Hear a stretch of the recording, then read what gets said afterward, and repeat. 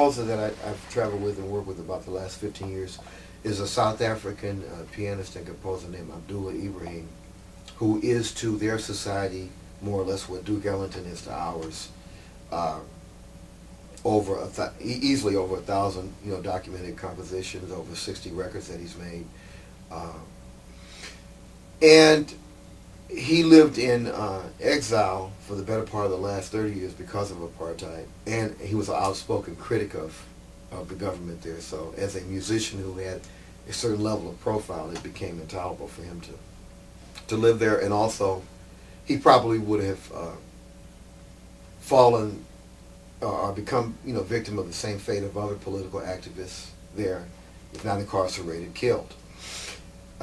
So having a chance to work with him was another one of those, unusual circumstances for me life-wise. I auditioned for his band after I toured for the better part of the previous year, 1988, with Johnny Kemp, who at the time had the #1 MTV video and #1 song most of the summer. And I look upon those two guys more so than any of musical situations. And the fact that they happened back to back were really critical, because Johnny was a guy who was musically very eclectic. He listened to a lot of different things. So he didn't say, I want you to play the saxophone this way or that way, or I need this to happen.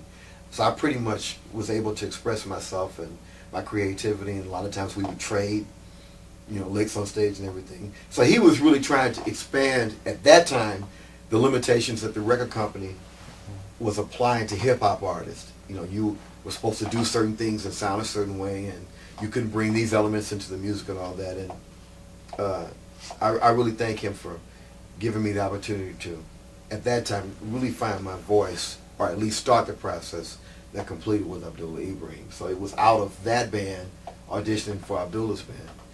And what I found out as a result of the audition process, Abdullah was writing a tune when we came in to rehearsal. And he played a few things and asked me to play a few bars, and we played the first tune. Then he, the musical director, and the manager left the room for 30 minutes and then came back, and the rest of the audition process continued. And the other person who was auditioning for the chair was a friend of the individual we were replacing. So that friend was coaching him through the whole audition. So when things were over, I made up my mind, I said, this is a fixed audition, man. I'm not going to come back tomorrow. So I went home and figured that the whole thing was over. And his manager called me at 2 in the morning, man, and said, I called you now because something told me you weren't coming back tomorrow. I said, well, yeah, you're right. What are the lottery numbers, man? You must be psychic. Give me those lotto numbers. So he said, well, that's why I'm calling you this late. I know I don't know you, and it's probably in a position to call you at 2, but I'm calling you to tell you that Abdullah wants you to have the job.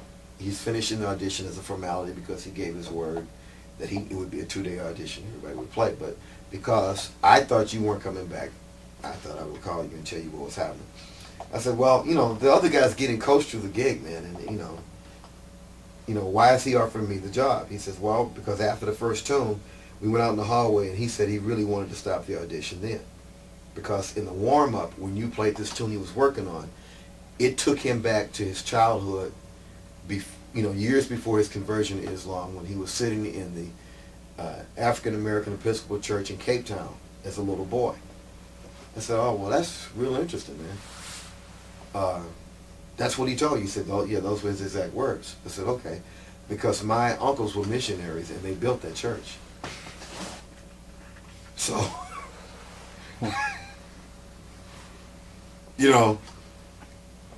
those aren't words you can put in someone's mouth, because he had absolutely no way of knowing that.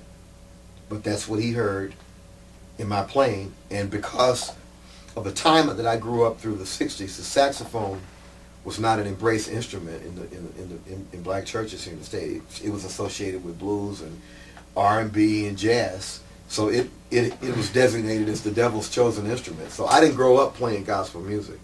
So it's something he heard that through my experience somehow I had been able to access.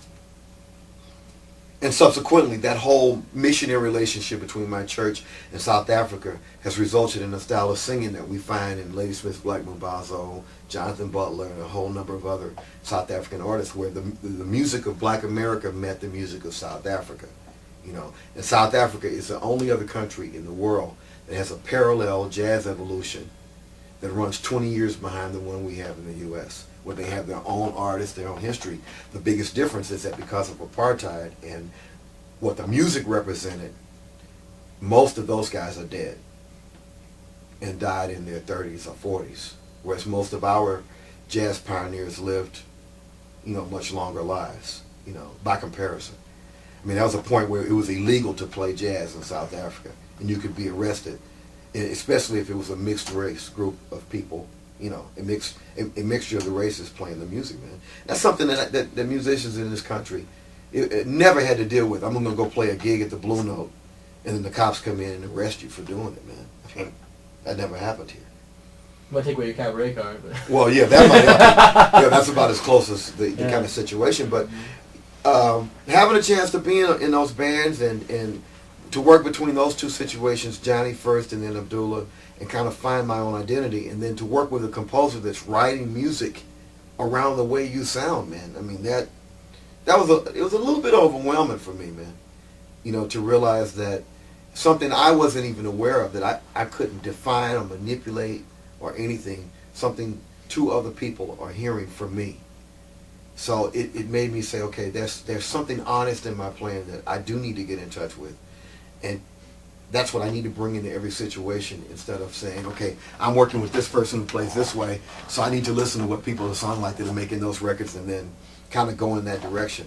That's something music school kind of puts that in your mind, you know, that there's a genre, so you have to sacrifice being you to play this way. So that's where that mentality ended for me, man. You know, the proof was there. I don't know what it was they heard, but I had to trust it, because I had to take my hands off of the music and allow it to flow kind of naturally. You know?